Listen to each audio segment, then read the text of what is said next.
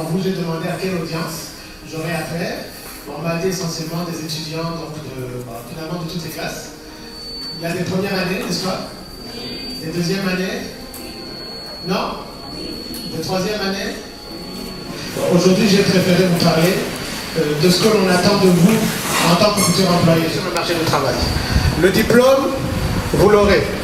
Mais comme on aime souvent dire le diplôme, au niveau des employeurs, on considère ça comme une présomption de connaissance. Donc il faut prendre des engagements que vous savez clairement que vous pourrez assumer et assumer vos responsabilités. Si vous n'êtes pas capable, il faut le dire, ce n'est vraiment pas un problème.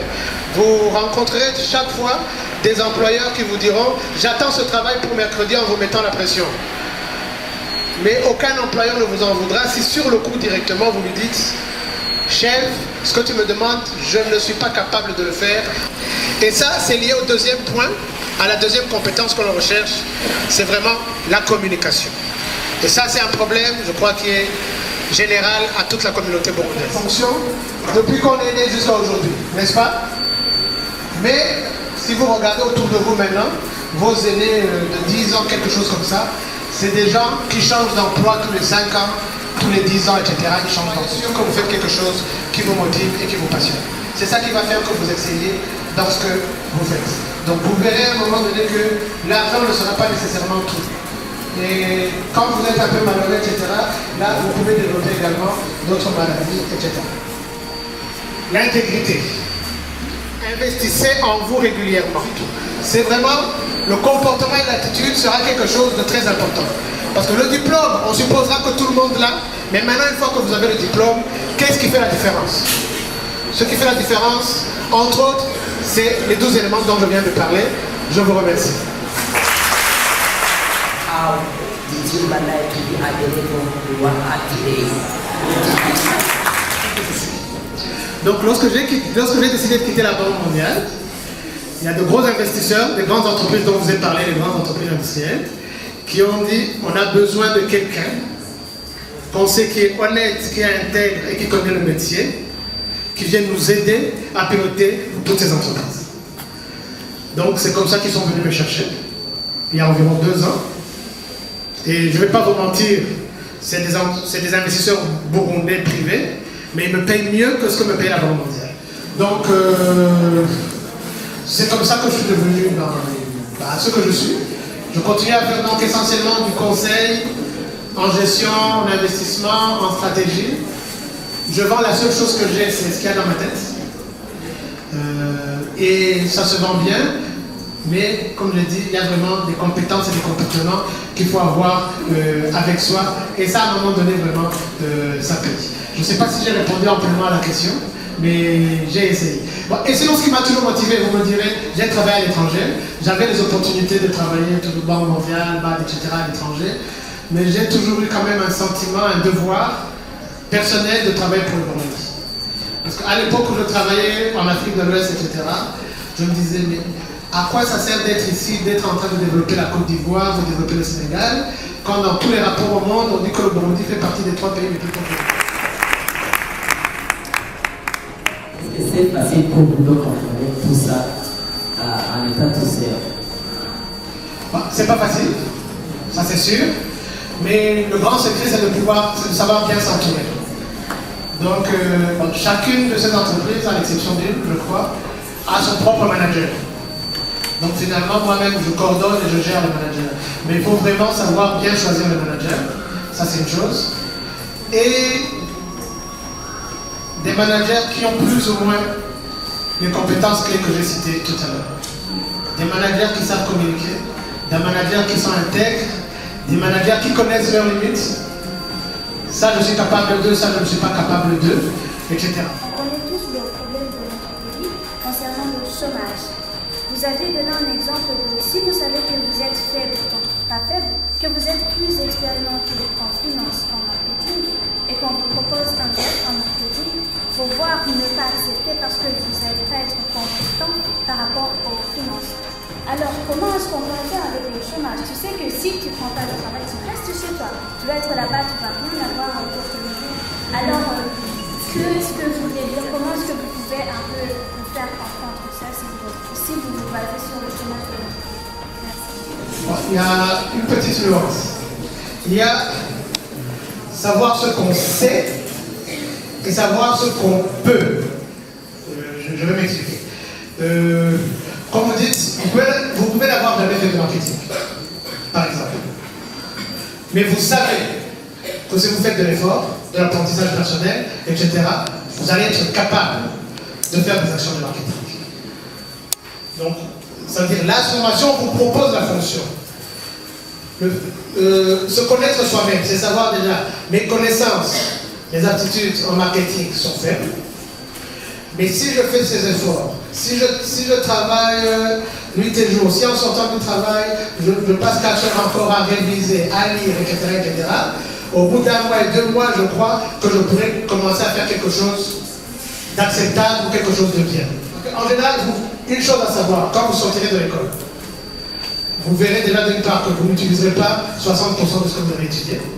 Et même si vous êtes recruté, si vous, par exemple, vous avez votre bachelor en finance, même si on vous recrute en finance, vous avez une majeure en finance et banking, c'est ça. Si on vous recrute en finance et banking, vous entrez dans une banque aujourd'hui au Burundi, ils vont passer les 6 premiers mois à vous reformer. Parce que ici, l'école vous aura donné les bases pour pouvoir comprendre la banque.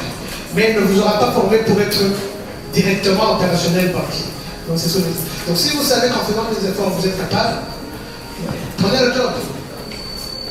Avec la place que vous avez, qu'est-ce que vous faites maintenant pour aider le Burundi et ceux qui, donc, par exemple, les petites entreprises qui voudraient, ou bien les petits maîtres d'entreprise qui voudraient évoluer?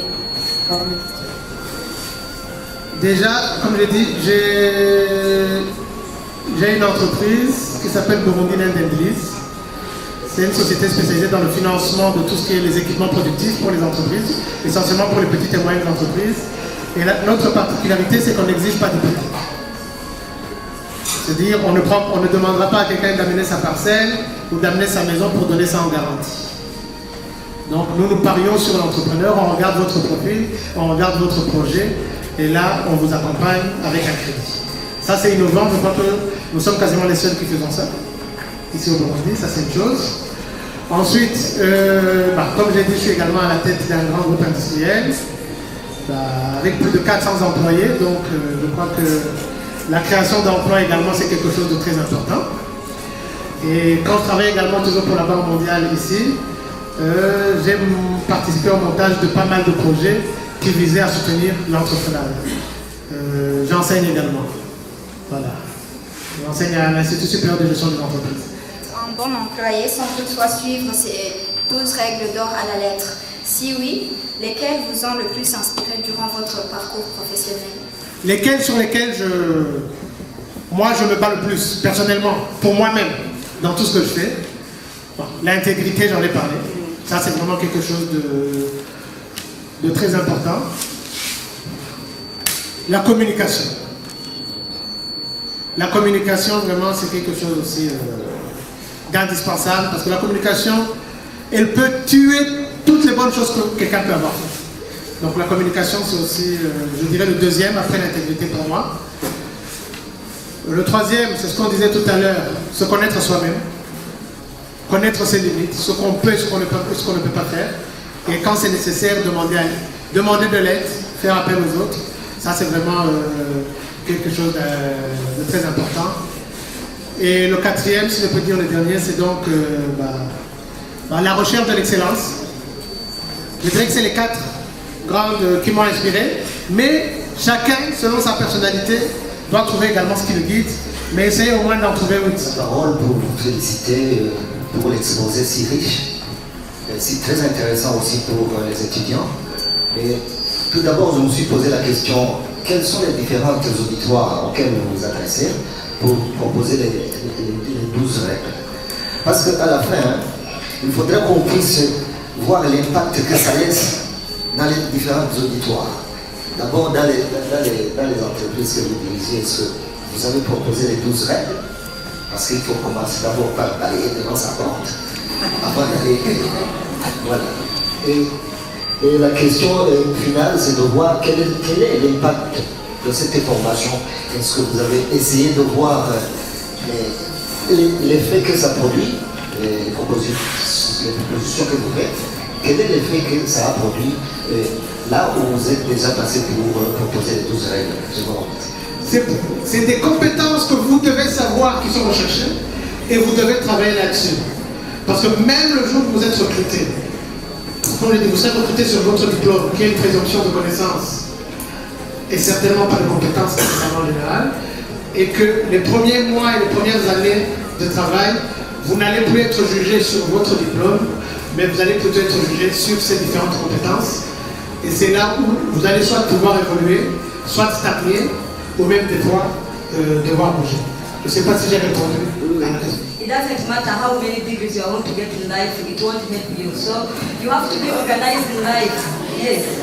Because like you can't say that you didn't get time to do anything. No. Everybody has 24 hours. Nobody has 25 hours. So you have to develop like according to this, like the 10th point which he said, like you have to be organized every day and found the time. So this really I hope is going to be helpful to all our students. Thank you so much, sir, for being here. God bless you so much. That first thing is just reflect to yourself. Second, you see such a program, you just put it in place purposely for you to learn something out of what we're giving you in class. So for that sake, let's just try to get something in any case, commit ourselves towards such a program, and then we learn something out of it, and it develops us. We just grow from a scratch to something. So for that reason, I'm encouraging you that let's always be ready to learn new things as we just learn a lot.